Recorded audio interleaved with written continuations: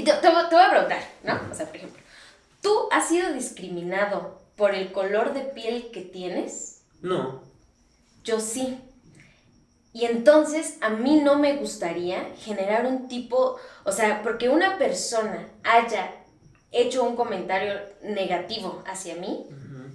no me gustaría responder con un comentario negativo a ninguna persona en general, ¿sabes? Porque te da una sensibilidad. Dices, yo sé lo que se siente el hecho de que se me prejuzgue a partir de cómo me veo. Uh-huh. Y entonces, cualquier acto, desde mi punto de vista, y te lo estoy hablando desde la experiencia, ¿no? Cualquier acto que vaya en contra, más bien que se cimente en el hecho de cómo se ve a alguien, tratar de degradarlo en el cómo se ve a alguien, a mí no me gusta, ¿sabes? Y entonces no lo percibo desde los dos puntos, ¿no? Desde los dos ángulos. Y entonces digo, o sea, eso no me da mi justificación de ver a alguien blanco y tal vez sí, decirle... yo también creo que aquí habría que entender que whitexican, al menos yo en la experiencia, lo que he visto, por ejemplo, en Instagram, es que no solo se dirige a personas blancas, ¿sabes? Es como el concepto de Karen, o hace referencia a una, tú misma lo decías hace rato, hace referencia a una serie de personas con características, ¿no? Que viven en un mundo de privilegio, y que este mundo de privilegio efectivamente les impide ver un montón de cosas. Ahora, yo lo pongo, tenemos otro digno representante, ¿no? Que no sé si se han dirigido a él como whitexican o no, pero emula muy bien esta idea, que es Cayo de Hacha. ¿Quién? Cayo de Hacha, que es un comunicador de noticias, es un comunicador de noticias moreno, ¿no? Sí. Pero que además trae una lógica muy parecida a la de Chumel Torres o a la de este señor, ¿no? Uh-huh. No sé si se han dirigido hacia él, pero yo lo veo y digo, wow, este tiene todo para ser un whitexican, ¿no? No por el tono de piel, sino porque justo emula todo este discurso de, el indito es para el que se toma fotos, ¿no? El indito es al que se le compra la artesanía en buen pedo y que vean que yo soy acá don chido, ¿sabes? Whitexican es este compa que véanme en mi historia de Instagram, me estoy grabando, le estoy dando varo a esta niña que me encuentro, ¿no? Aquí en y la es calle. Que eso valida mi punto, no estás criticando a una persona por cómo se ve, sino por cómo actúa. Y el actuar es una decisión y el cómo te ves no es realmente una decisión. Es que esto lleva un proceso de reflexión más hacia las ciencias sociales. Por eso te decía que es un sistema cultural, ¿no? Pensémoslo en el sistema esclavista de Estados Unidos. Había personas afrodescendientes que legitimaban ese proceso. Eso decía, el hecho de que hubiera estos tíos Tom que eran buen pedo, pero eran los que promovían la esclavitud en la propia raza negra, podríamos decir, pues el racismo no existía porque había negros que promovían el racismo. No, más bien, justo el racismo genera prácticas culturales tan perversas que hay gente que se casa con ese discurso y lo reproduce. Y es que valida no sé, pero valida mi punto. Cualquier persona puede ser racista hacia cualquier raza. Y es que ahí es donde ya difieres, porque entonces un negro sí puede ser racista hacia los negros, pero no puede ser racista hacia los blancos. ¿Por qué? Por el sistema político que te acabo de explicar, ¿no? Es decir, yo no conozco un sistema en el que, si lo conoces de nuevo, estaría buenísimo que no lo compartieras, en el que haya poblaciones afrodescendientes que tengan subyugada, y no económicamente, política, culturalmente, a la población caucásica. ¿Pero de qué manera? Porque ya dijimos que legal, no. Legal, económica, política, cultural, pero ya simbólica. Dijimos que legal no, o sea, en papel está escrito, ¿no? En papel está escrito. Y entonces, más bien es, creo, algo psicológico. No, a ver, volvamos a la pregunta. ¿Conoces algún ejemplo en el que haya una población afrodescendiente que domine a la población caucásica en todas las esferas? ¿Cuáles son esas esferas? Y entonces, ya lo comentaba, económica, política, social, cultural, simbólica, educativa. Es que creo que todo viene a partir de una ideología, ¿no? Porque entonces, o sea, yo lanzaba la pregunta, ¿no? En México hay una discriminación racial en papel, o sea, como tú bien lo dijiste, la Constitución dice todos somos iguales ante la ley, ¿no? No importa. Claro. Y entonces es en la práctica donde ya no está funcionando, porque ¿no? hay un sistema cultural que lo respalda, que tiene un trasfondo histórico.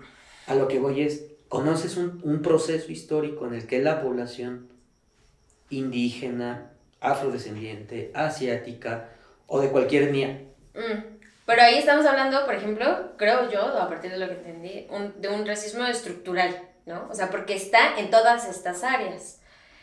Y entonces, ¿por qué la palabra racismo per se recibe un respaldo histórico? Quisiera saber si hay otra palabra que tenga esas características, ¿no? Porque entonces, o sea, no me queda claro. Por definición... Es que la definición que tú mencionabas al inicio, por eso te decía, es muy buena de inicio, pero no basta. ¿Hay otra definición que se parezca en cuestión de proceso histórico? Sí, una que genera mucho escozor en las personas. Patriarcado. Concepto y construido históricamente. Patriarcado, ¿sí? ¿Para qué sirve un concepto que se construye a partir del rastreo histórico? Para ser más preciso y decir, bueno, esto se genera a partir de estas lógicas, ¿sí? Pensando en racismo, por ejemplo, ¿no? Voy a retomar el ejemplo que siempre uso para cuando hablamos de sexismo en la educación. Y les digo, a ver, ¿se acuerdan de sus clases? ¿Te acuerdas de tus clases de biología? Y veías la imagen de un changuito. Okay. ¿En qué evolucionaba? O sea, esta línea temporal donde hay un changuito que está encorvado y de repente ¿En qué evolución? Un hombre. ¿En qué tipo de hombre? Un hombre, o sea, masculino. ¿Pero qué tipo de hombre? No es un hombre negro, no es un hombre indígena, es un hombre blanco. Okay. ¿Me explico? Aquí hay un proceso histórico que va transmitiendo una idea, ¿sí? Ay, pero es que solo es una imagen. No, eso es solo una imagen. Si revisamos los libros de texto, nos vamos a dar cuenta que ese tipo de contenidos siguen estando. Claro, pero depende, depende de quién los genera, y entonces ahí viene la parte de... Hay un término que se llama tropicalización, ¿no? Y entonces, por ejemplo, yo trabajo en una empresa que es de Estados Unidos, hacen todo su marketing para Estados Unidos, agarro ese marketing porque al final la empresa es de Estados Unidos y hago una tropicalización. ¿Qué es la tropicalización? Que es exactamente poner a alguien con el cual las personas se identifiquen, ¿no? Eso es lo que se hace, al menos sesgadamente, en tecnologías médicas, ¿no? Por ejemplo. Okay. Y entonces hago esa tropicalización. Si no se dio esa tropicalización, por ejemplo, vamos a llamarla así, que en realidad podría ser adaptar una imagen a lo que es mi mayor rango de población, ¿no? No sé por qué no se hizo, no sé, debió hacer, estoy completamente de acuerdo, porque debería haber una persona con la cual yo me identificara, ¿no? Yo creo que aquí quiero responderlo con dos cosas, ¿no? Una cosa es... Pero al final también tiene que ver de dónde salió ese conocimiento. Justo es a lo que voy. Una cosa es adaptación y otra cosa es emulación, ¿no? La tropicalización generalmente, al menos como yo la he escuchado y la he visto, es vamos a emular. No es adaptar, es, esto funcionó, tráetelo para acá, el modelo finlandés, ¿sí? El modelo finlandés es exitoso, tráelo. No analizamos el contexto, replícalo. Sí, esa es la tropicalización. Eso no tendría sentido. Y justo acá quiero sacar como el dato ñoño, ¿no? Estoy pensando en Bolívar Echeverría, que tiene un libro súper bonito que se llama Modernidad y Blanquitud, ¿no? Modernidad y Blanquitud, o Modernidad y... no me acuerdo. Es algo así, Modernidad y Blanquitud. Y Bolívar Echeverría tiene una hipótesis bien bonita que a mí me hace mucho sentido. Dice, bueno, durante tanto tiempo, primaria, secundaria y bachillerato nos han vendido la idea de que la modernidad, la ilustración, estos pensamientos súper elaborados, abstractos, solo existieron en Europa, ¿sí? Rousseau, Montesquieu, Maquiavelo, son las grandes figuras del pensamiento ilustrado. Eso es un error. Pareciera que en América no tuvimos filósofos. Esto, justo, y tú lo mencionas, ¿no? ¿De dónde viene el conocimiento? Lo que dice Bolívar Echeverría, hay un montón de banda que es como muy latinoamericanista, es, aquí también se hacía pensamiento. La interrogante es, ¿por qué no nos familiarizaron? Y digo familiarizaron porque pues un adolescente difícilmente se va a poner a buscar filosofía andina, filosofía maya, ¿me explico? Debería de haber un sistema educativo que dijera, hey, aquí los aztecas generaron estos textos. Entonces, esto que hace Bolívar Echeverría justo es criticar esto que tú dices. A ver, no hay que tropicalizar. Sí está buenísimo que nos los manden de Estados Unidos, por algo funcionó allá, pero habría que analizar qué es lo que se puede hacer acá para entonces adaptar. Claro. Cuando se habla, él habla de esta cuestión de cuando nos venden la idea de que lo moderno siempre es lo europeo, ¿no? Y lo vemos a nivel político, lo vemos a nivel económico, en el sentido de que funciona en Alemania. Tráetelo. ¿No? Claro, pero al final, ¿qué es lo que prevaleció, no? Porque, o sea, por ejemplo, tú hablas esto de los filósofos, ¿no? Por ejemplo, los griegos, ¿no? Que son la base de la filosofía. Cuando aquí, estoy de acuerdo, también hubo pensamiento, ¿no? También hubo gente pensante que dictó sus propias visiones del mundo.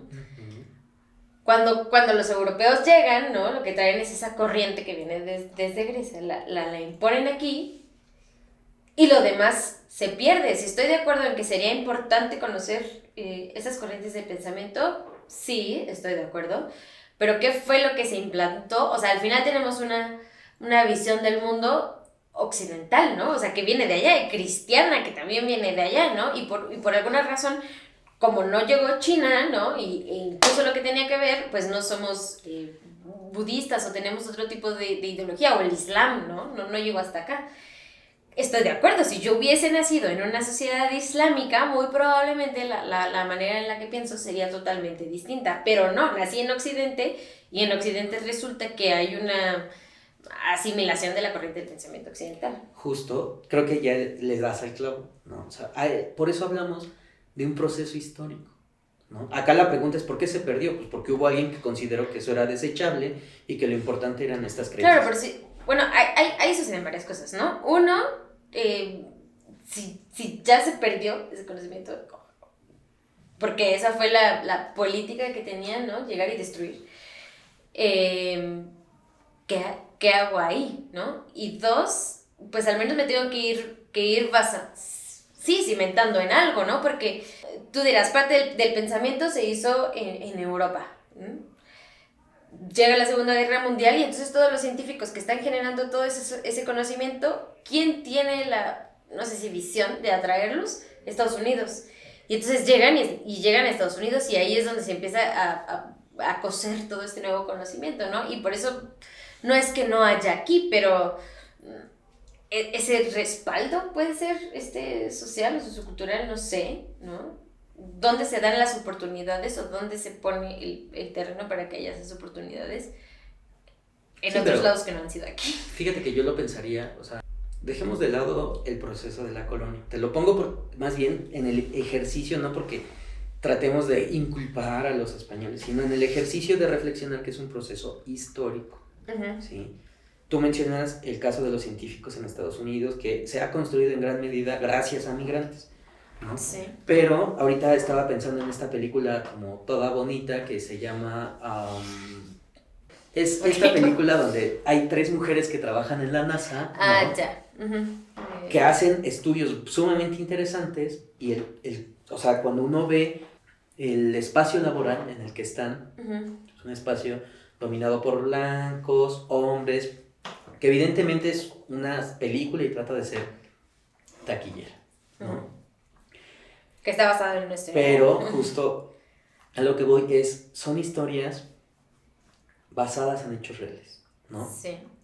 ¿Por qué ahorita pensé en esta película? Porque estamos hablando de un país que sí se ha caracterizado por la inversión en la ciencia y la tecnología, sí, claro, pero también hacia adentro tienen prácticas de segregación, ¿sí? Y prácticas de segregación, sí, por raza. Y prácticas de segregación por raza y por sexo, ¿no? Entonces, por la historia de la que tú hablas. Eso tiene que ver con un proceso histórico en el que yo no conozco a tantas personas norteamericanas, pero con base en lo que yo he leído, por ejemplo, de trabajos académicos de mujeres afro, está esta noción de la persona negra es una persona ignorante, incapaz, de fuerza física solamente, es decir, bruta, violador en potencia. Porque hubo algo llamado racismo científico, donde los científicos trataban de argumentar que había una diferencia de razas y una diferencia de habilidades. Esto que estás diciendo es un elemento de un racismo estructural, que en México también estuvo. Pensemos en la época del porfiriato o porfirismo, en el que la medicina reproduce estas lógicas francesas, eurocentristas, en que la frenología, y entonces se mide la cabeza de un indígena, sí, ¿no? que Que incluso además, decían si tendía a ser homicida. claro, ¿no? porque además es un indígena que no se contempla, que tiene un desarrollo bastante limitado porque está malnutrido, entonces tiene la cabeza pequeña, ignorante, infantil, ¿no? Uh-huh. Entonces ahí yo creo que podríamos identificar como estas prácticas de cómo el racismo científico empata con lo estructural, justo a eso va lo estructural. Muchas gracias por haber visto este video, los invitamos a poner sus comentarios. Denos like, denle seguir, activen la campanita y no se pierdan el siguiente episodio.